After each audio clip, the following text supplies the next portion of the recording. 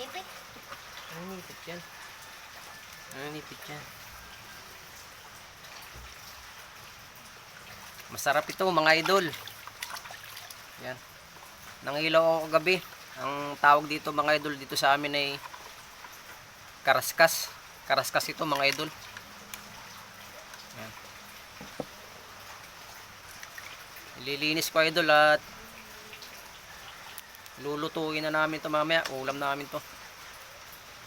Ay, yari. Hindi ako nakakuha. Ganito mga idol ang proseso ng paglilinis nito. Medyo may puti kasi ito. Nangilaw ako kagabi. Sayang mga idol at hindi ko may upload yung aking videos na nangilaw ako kagabi nito kung paano ko ito hinuli. Nakita nyo sana. Kasi aksidente kong na-delete yung aking video. Na-delete. Mataba idol oh.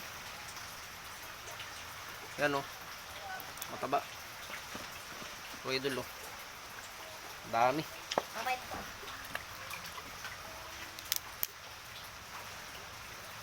Dati mga idol, ito'y mura lang dito sa amin.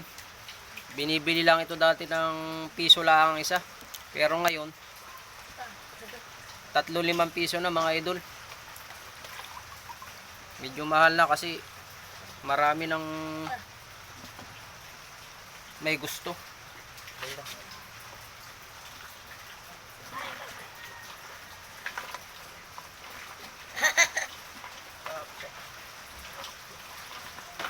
Sa akin dyan pa manipit. Oo mga idol oh. Oh. Ang laki mga idol. Anong taba nito. Pero ingat-ingat lang din ito mga idol sa paghawak at kapag ito'y nakasipit ay talagang natutulog.